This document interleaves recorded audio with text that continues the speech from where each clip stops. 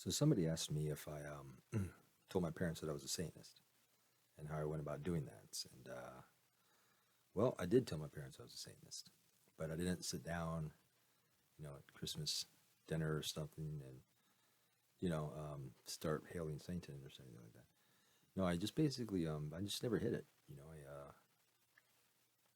I didn't flaunt it, like I didn't like bring the book with me to read in the car or anything like that. But I carried it around. I try to keep it out of sight, though. I mean, I didn't like, you know, lock it up in a safe or anything. But I might stash it under the bed or on top of the closet, somewhere where it wouldn't be like screaming, "Please throw me away" or something like that.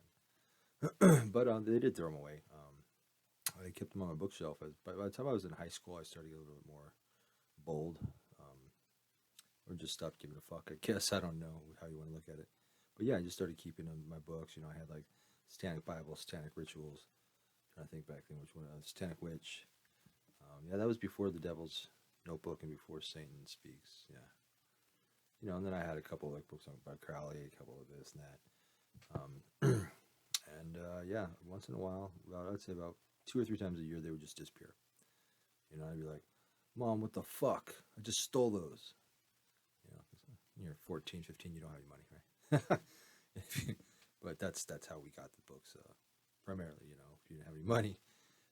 Anyway, yeah. So I don't know. I mean, I guess the guy who asked me this was probably trying to think of like how to tell his parents he's a Satanist, or maybe he's just speculating if he was a Satanist, how would he tell somebody? Or how would you tell? It's that's kind of a weird question, just because I don't really don't understand the purpose of it. I mean, I understand that there's a need to want to, you discover something new, you're excited, especially when you're that age. You're developing your own identity and you're developing confidence in yourself and your self-image. You're gonna want to like express that and share that. I mean, and there's also the rebellion, and it feels good to like to stand up to your parents, and be like, I believe differently than you, and that's a healthy feeling. It's it's a healthy, yeah, whatever. Sorry, it's like 4 o'clock in the morning. Yeah, I mean, but at the same time, you got to really weigh it out. I mean, if you live in like, you know, the Midwest Bible Belt area, and your parents are really religious, and they own everything that you own. You don't have a job, you don't have any money, you don't have any readily available means of living on your own and supporting yourself. I think it'd be pretty foolish to try to, kick, basically stir the shit pot up and kick feathers up in the air for no reason. Just keep it to yourself. I mean, you got to ask yourself: is it going to improve my life if I tell them I'm a Satanist, or is it going to make it worse? Odds are it's going to make it worse, and that's almost across the board, though. Like, even my parents, who were pretty cool for the most part. I mean, I had a little resistance here and there, but nothing serious. Nothing that by the time I was like 14 or 15, I was like totally cool. Like, I put an end to all that shit really quick. But when I was a little younger, like 13, 14, when I first started reading the Satanic Bible, I had, my parents wanted to, they didn't know what to do. It was like kind of, they fucked me a little bit. But again, by the time I was 15, definitely by the time I was 16, like they just shut the fuck up. But, your parents may not be like that. But I got thrown out of the house, not for that specifically. Maybe I would have gotten thrown out anyway. But it makes you wonder, right? I mean, who knows?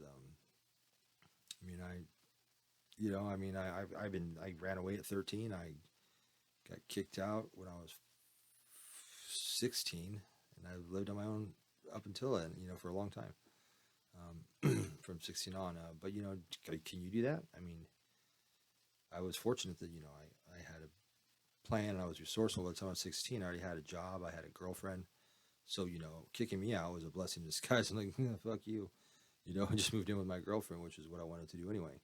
But if you can't do that, keep it to yourself.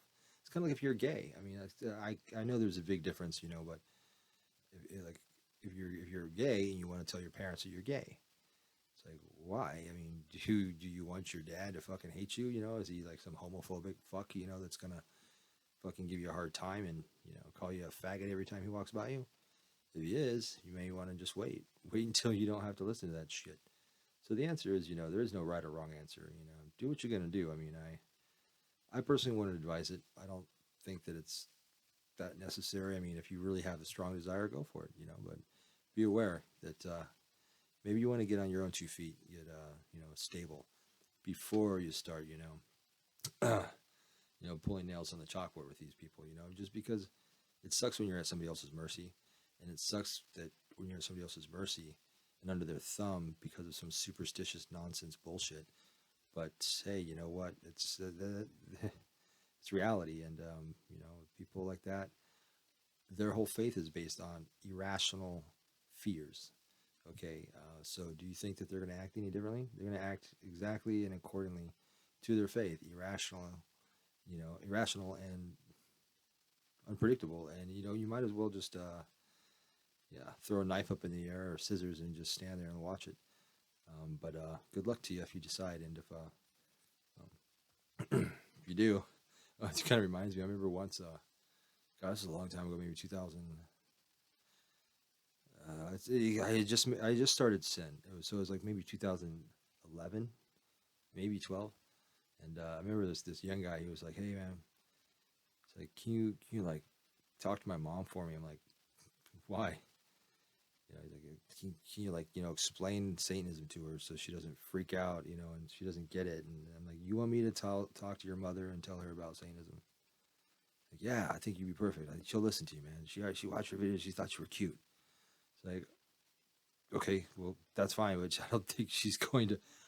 I think me talking to her is probably going to work out bad for you.